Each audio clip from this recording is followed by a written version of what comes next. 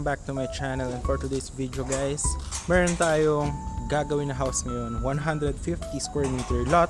Tapos ganito yung gagawin natin na house design. Dito po yan sa Barangay Galicia 3, Mendez, Cavite, 5 minutes from Tagaytay. Tapos ito, yan yung mga ginawa natin bahay. Ito dati bahay ko to, but na may bumili na yan. Ito binibenta ng owner, 3 million house if you want it. Ito naman yung ibang mga house na nagpagawa before for Airbnb. Ayan, may swimming pool. Ayan, meron ditong electricity and water. Ayan. Ito yung mga ibang neighborhood. Ayan siya.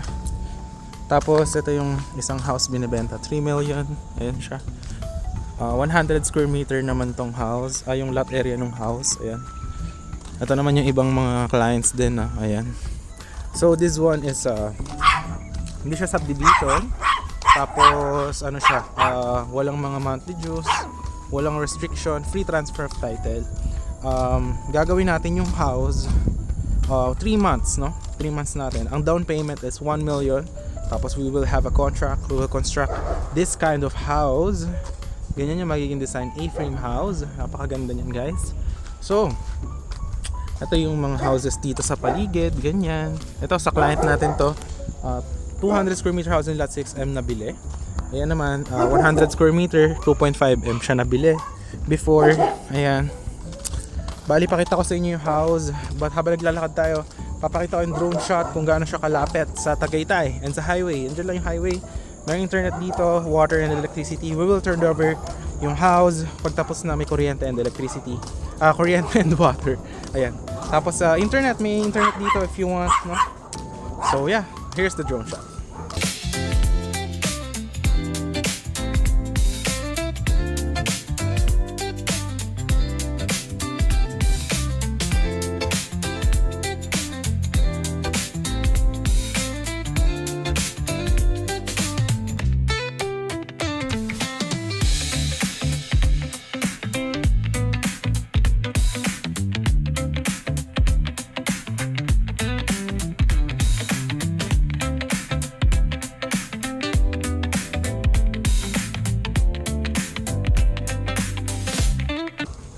So yun guys, nakita nyo naman yung drone shot. Ganun yung gagawin natin na ganun kalapit lang siya sa Tagaytay and dyan sa highway.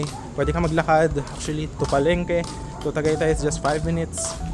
So yung houses, gagawin natin siya dito. Ayan, two-way to na kalsada. Bali, eto, wait lang. Dito siya. Alright. Okay. Yan. Ito yung kapitbahay nyo. Ayan, nagpagawa rin sa atin before yan. Bahay, ganyan. So, i-construct natin yung house na napakaganda, which is here. Ito siya, ayan, may linya ng tubig. Ayan. So, dito natin gagawin yung house, 150 square meter. Ang kagandahan, guys, ayan, hanggang doon pa yan sa dulo. Malaki po itong 150 square meter na house and lot. Ayan, hanggang dito yung muhon yan eh. Ayan, hanggang dito yung muhon. Ayan o, ito, hanggang dito 150 square meter simula dun sa bakod hanggang dito. Ayan, tapos diretso dun. Ayan siya. Tapos itong kalsada, pagka down payment nyo, kakalsadahan na rin namin hanggang dito with drainage, two-way. Ayan yung mga kapitbahay. Ayan, ayan yung muhon, no? Katapatan yan. Tapos ang kagandahan, elevated siya. So mas mataas yung house. Tapos if you want, pwede natin lagyan ng backhoe para pumantay. But if you want to stay na mataas yung elevation ng bahay, pwede rin naman. It's up to you. So dito natin gagawin yung house na ito. Yung design, napakaganda. And very cold weather dito. Naghahamog din pagkagabi. And maganda yung vibes ng mga kapitbahay. Napakatahimik. Perfect for retirement, no? So naka-promo siya, 2.5M lang yung ganitong house. Down payment is 1 million. Then we'll make a contract. We will construct the house.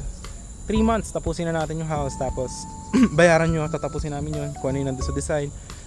Bayaran nyo yung pag turnover namin sa inyo, may kuryente, tubig, full finish. Bayaran nyo na yung 80% of the 2.5. So you will pay another 1 million deed of sale turnover. Tiran nyo na siya. Yung 20% remaining, tsaka nyo na bayaran pag pinalasas na natin yung title sa inyo. So yun. Ay, napakaganda niya to guys. So, dyan yung 150 square meter.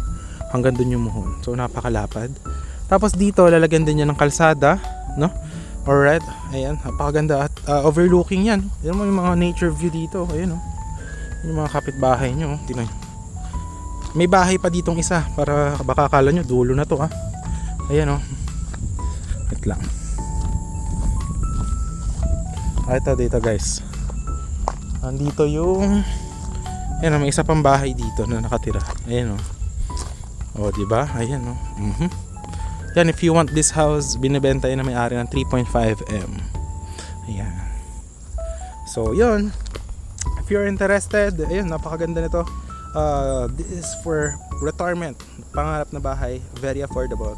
I will highly advise this, and lagi nyo na makita dito dahil property owner din ako dito. So, yeah, magiging magkapit bahay tayo dito. So, yun lang guys, nandiyan yung Viber WhatsApp ko. If you're interested, I hope to see you soon, and see you in the next one.